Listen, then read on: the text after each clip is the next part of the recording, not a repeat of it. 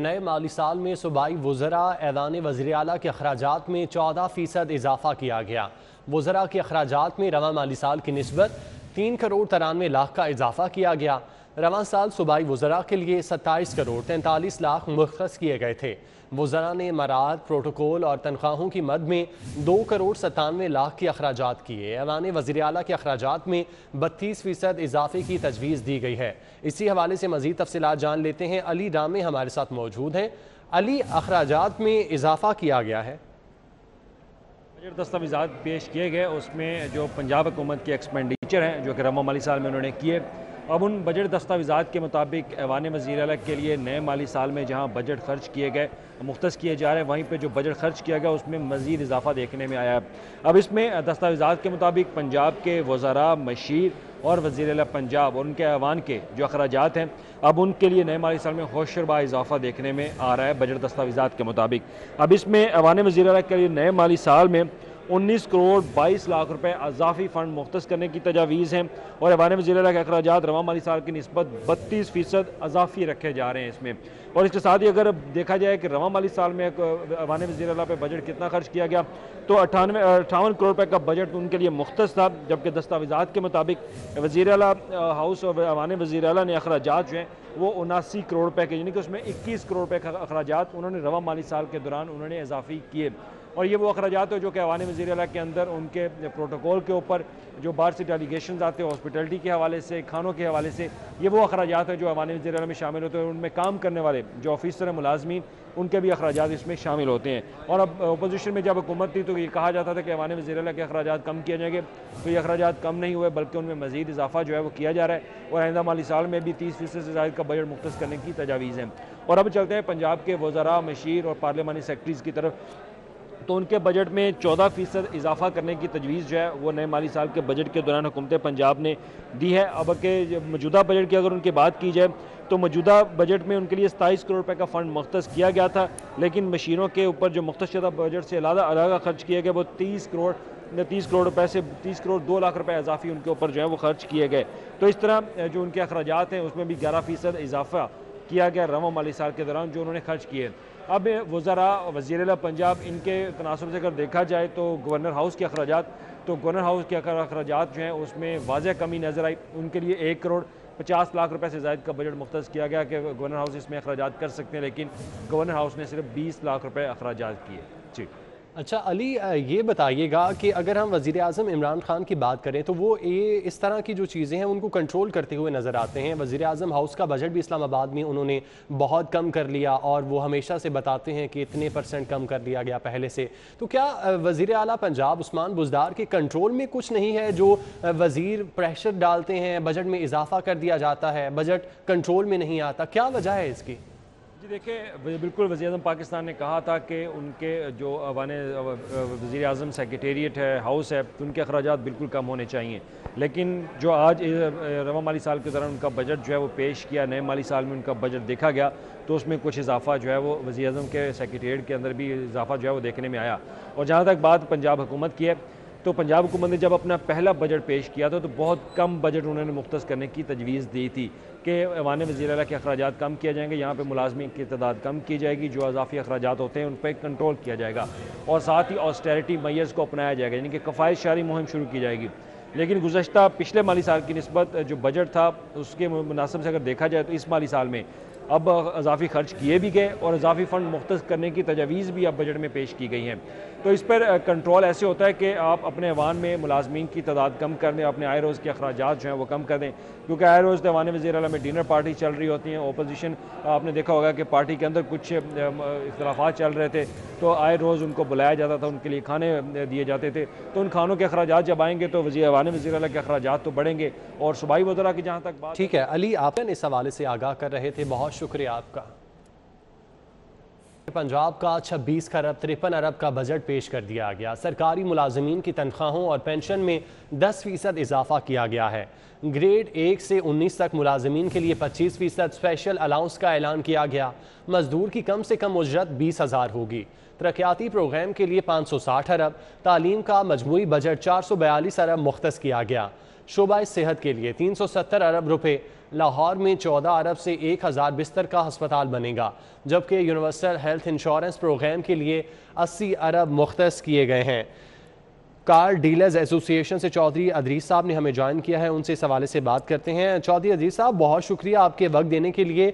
आज पंजाब का बजट पेश किया गया है, क्या जो कार डीलर एसोसिएशन है वो मुतमईन है इससे?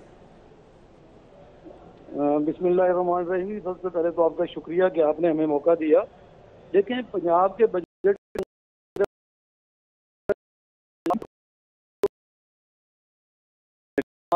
हमारा जो टोकन टैक्स है उधर ही खड़ा है, हमारी रजिस्ट्रेशन फीस उधर ही खड़ी है।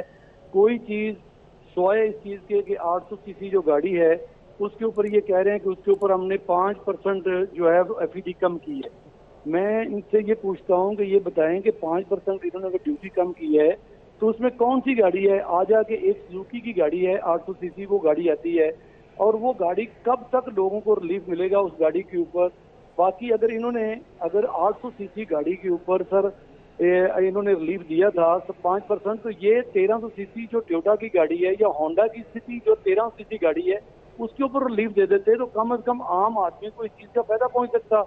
तो 800 सीसी गाड़ी जो सुजुकी है उसके ऊपर मुझे नहीं समझ लगती कि ये जो दिन रात ये इस चीज़ का वावेला हो रहा है कि जो गाड़ियों का जो बहुत सस्ती कर दी हमने।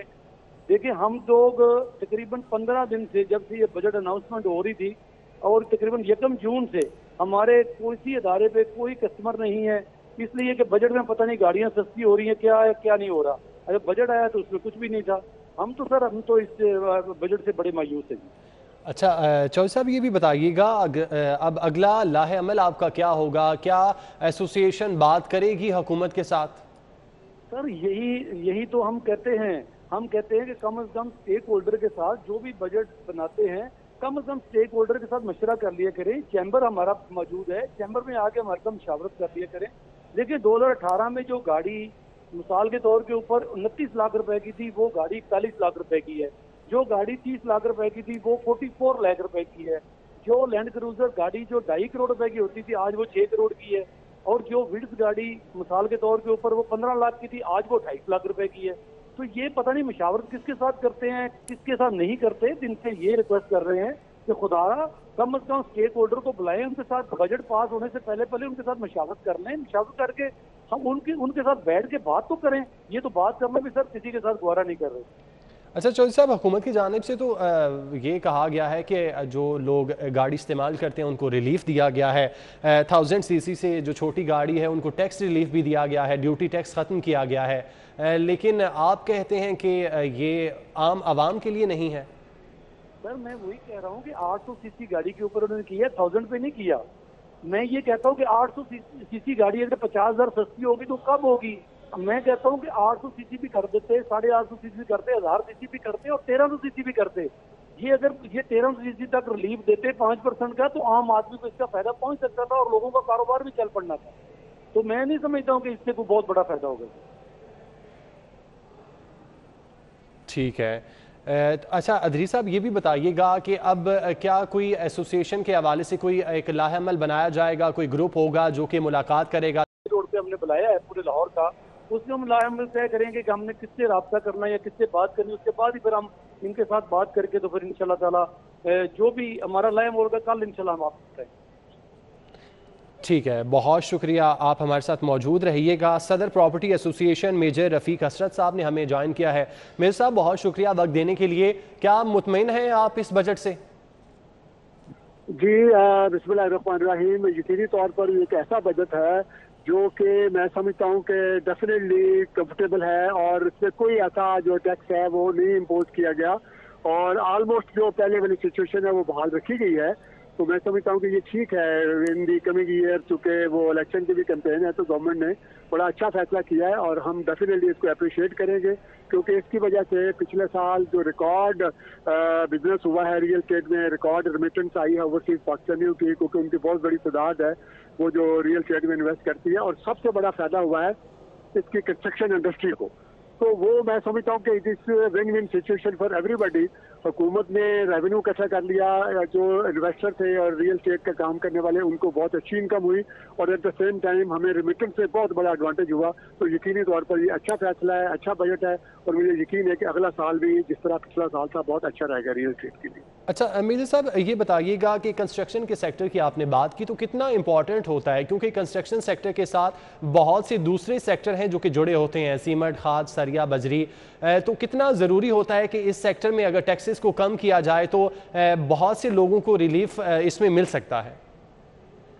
जी, मैं आपकी इस बात को सपोर्ट करता हूँ क्योंकि ये सिर्फ कंस्ट्रक्शन का ये नहीं मतलब होगा कि हम बिल्डिंगें खड़ी कर रहे हैं, बल्कि उसका मतलब होगा सीमेंट में भी इजाफा हुआ है, ईंटों में, बजरी में हुआ है, ईंटों में हुआ है और सरिये में हुआ है, लेकिन इसके बावजूद इसकी प्रमोशन हुई है, लोग खुशहाल हो रहे थे, जॉब मिल रहे थे और ये जो हमारी इंडस्ट्री है उनको डेफिनेटली जो है ना वो एक्स्ट्रा रेवेन्यू मिला है। तो अगर गवर्नमेंट इसी को प्रमोट करे और ख़ास तौर पर जो वर्टिकल एक्सपेंशन है, अपार्टमेंट वाली जो सनत है उसको भी प्रमोट करे और उसके लिए मैं समझता हूँ कि some extra concession must be announce so that जो हमारी ज़री ज़मीनें हैं कि जिस तरह हमारी पॉपुलेशन बढ़ रही है तो हमारी ज़मीनों को कम नहीं होना चाहिए बल्कि उसको हम मेंटेन करें और अपनी प्रोड्यूस ज़्यादा करें। तो ये यकीनी तौर पर अगर अपार्टमेंट को गवर्नमेंट फ़रोग देगी तो उससे आम आदमी को भी रहने की जगह मिल जाएगी, ज़मीनें भी बच जाएंगी और कंस्ट्रक्शन की वजह से हमारी इंडस्ट्री को भी बहुत फ़ायदा होगा। ठीक है मेजर रफ़ीक साहब, आप हमारे साथ मौजूद रहिएगा। सदर अंजुमन ताजिरान ऑल पाकिस्तान खालिद परवेज साहब ने हमें ज्वाइन किया है। सर बहुत शुक्रिया आपके वक्त के लिए। खालिद साहब बताइएगा, आज बजट पेश किया गया है, ताजिर कितने खुश हैं आज के बजट से? मैं कहता हूँ कमाल कर दिया उन्होंने, लफ्जों का हेर फेर किया है वफाकी बजट में भी और सूबाई बजट में भी। ना तो वफाक ने कुछ दिया छोटे ताजरों को जो 2 साल से पिस रहे हैं, 1.5 साल से पिस रहे हैं, उनको क्या मराद दी है उन्होंने, उनका जिक्र तक नहीं है। उनको कौन सी चीज में बेनिफिट दिया है, बजाय उनको बोझ कम किया जाता। इसको ना तो मैं अवामी बजट कहूँगा और ना ही मैं इसको गरीबों का बजट और ना ही ताजरों का बजट कहूँगा। ये बजट चंद लोगों के लिए अच्छा होगा, लेकिन हकीकत यही है कि ये सूबाई बजट भी उसी का एक नमूना है, उसी की तशरीह कर दी है उन्होंने, वही कुछ दिया है। मुझे आप बताए ना कि कहाँ छोटे ताजर जो पिस रहा है उसको क्या रिलीफ दिया है इन्होंने।